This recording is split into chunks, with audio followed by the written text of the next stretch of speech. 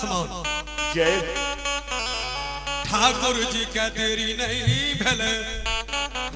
64 वन बथान पहुंच गए। लीला के बिलमा दिल के रथ के हनुमान जी बिलमा बेनी बाबा की कर लके जते बथान छे ओते से गाय चरबैल चल गेले यहां से मर पाओ। जय हो बहुत दूर में जय जंगल में सिक्की नहीं समावे छे ओई जंगल में जाके बेनी बाबा गाय के छोड़ देलके अपना और भीषम जंगल में कम्बल एगो बिछा देलके एगो कम्बल ओढ़ ले। जय हो जय बगल में मोटका लाठी राख देलके बेनी बाबा। जय हो आ बेनी बाबा मुंह कान झाँप के सुतल छे लक्ष्मी घाट। लक्ष्मी धन गाय चातर मार के नरबे लाख बैठल छे। आ कोटा लक्ष्मी धन गाय बेनी बाबा लंग से नहीं भागे छे। धर्मराज बाबा कहल के महावीर जी जय हो बेनी के कतौ उद्देश्य नहीं देखे छियै। जय हो आय बेनी बाबू कौन जंगल में जाके सुत गेले कौन जंगल में गाय चरबैल गेले। हे हो महावीर जी तोय 52 हाथ के ध्वजा निर्माण का धो पर चढ़ के देखो। जय 90 लाख गाय छे एकोटा त झलकिए जेतो। हाय हाय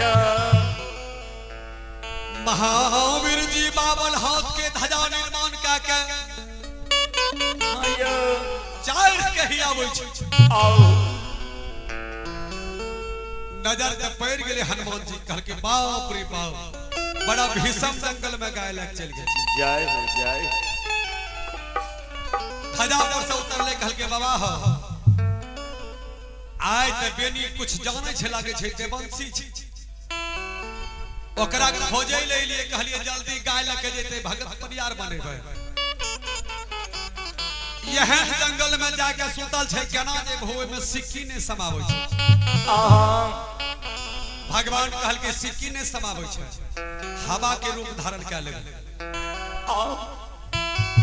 धर्मराज बाबा और हनुमान जी हवा के रूप धारण करके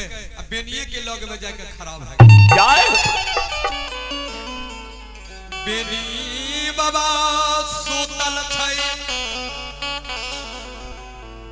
धर्मराज बाबा कहल के हे हो महावीर जी गोसाई बाबा कहल के महावीर जी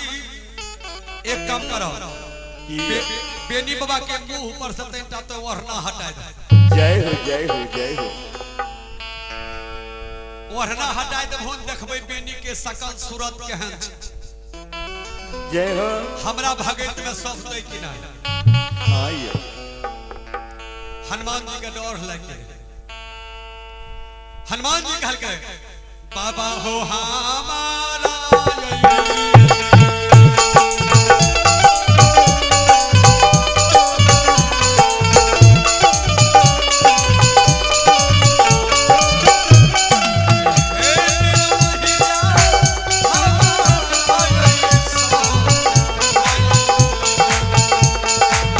Hey!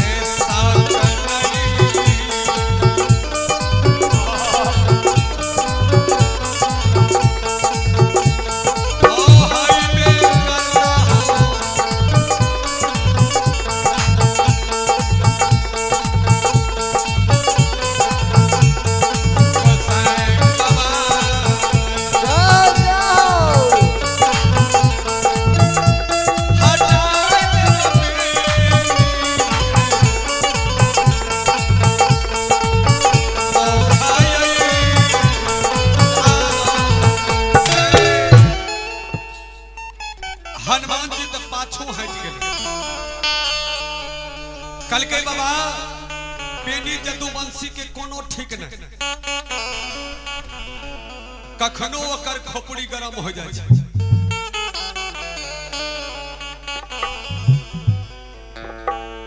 बाबा हमें जो चादर हटेबे हुए न हुए बेनी जागले होते लाठी देखे जो केहन छै मोटका बांस गोसाई बाबा हमें नहीं हटेबो नहीं तो मारते लाठी कपार फोड़ दे।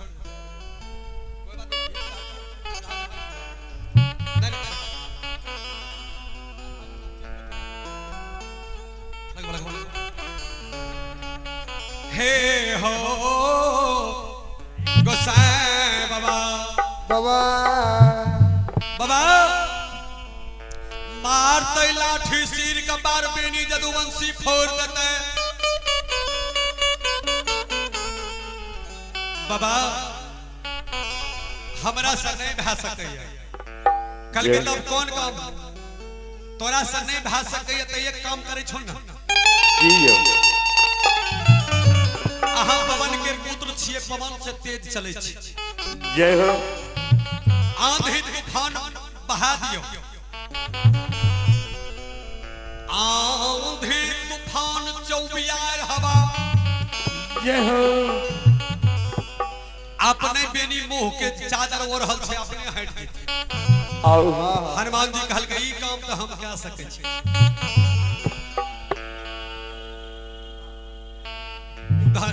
महावीर जी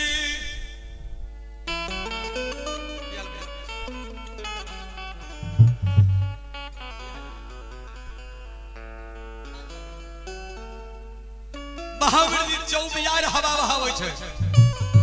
माया के राव माया हो रूपी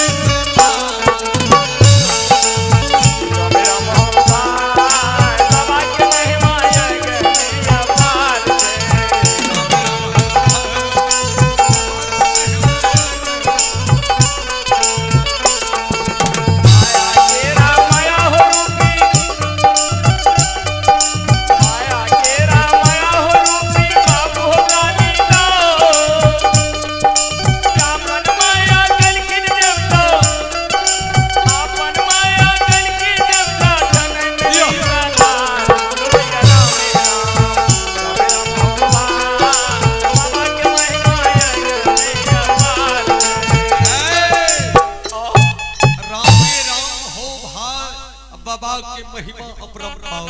जय आंधी तूफान बहे छे हवा चलै छै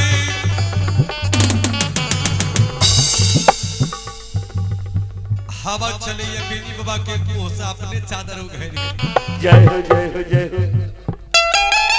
धर्मराज बाबा बेनी के सकल शरीर हिलावे छै आओ बेनी बाबा के जांग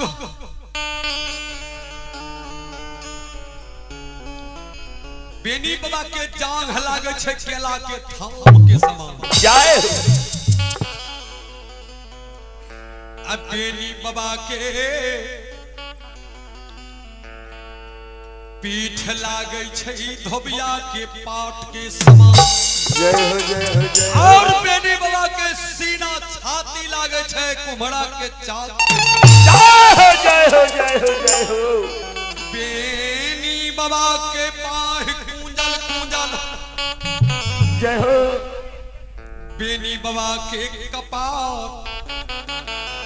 भदैया बेल के समान भदैया बेल नहीं है छे बड़का हाँ यो भदैया बेल के समान बेनी जय हो बेनी बाबू के जय हो नाक सुगा के लोल के समान जय हो और बेनी बाबू के ठोर सुगा के ठोर के समान लाल जय हो भगवान खुश भए गेलै देख के आओ कहलकै हे हो हनुमान जी अहिने त पनियार खोजे रहिए हम जय हो वहीने पनियार मिल गेले जय हो हनुमान जी अजाई जदुवंशी बन गेला भगत पनियार जय सभा में खड़ा होते माया सभा गुलजार सभतई अच्छा तो हनुमान जी वो काम तो यहाँ नहीं कैलिए चादर हटवे वाला अब एक काम करू ना यहाँ एकरा जगह दियो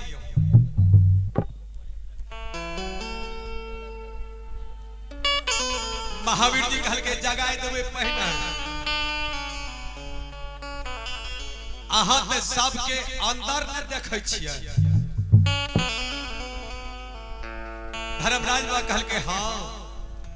हमें मानव के अंदर अंदर रोइया रोइया पहिने देख ले छी केहन छै कल के हनुमान जी एक काम करू यहाँ हवा के रूप धारण करियो और सांस के द्वारा बेनी के अंदर में प्रवेश कर जाओ जय हो महावीर जी हवा के रूप लेकर कते लोग कहलक माछी बन गेले ढोइ गेले जय हो जय हो नाक में माछी जाय करती गर्दा पड़े छे बर्दाश्त नहीं करे छे जय हो हवा के रूप लेकर हनुमान जी सांस के द्वारा बेनी बाबा के अंदर में ढोइ गेले सगरे देखे छे बाहर एले कहल के हे हो धर्मराज बाबा बाप रे बाप बेनी के दरोइया रोइया हरि नाम गावे छे भक्ति हरि नाम जय हो भैया भगती में भैया भागती में यैया भगवान दया करता हो हो भैया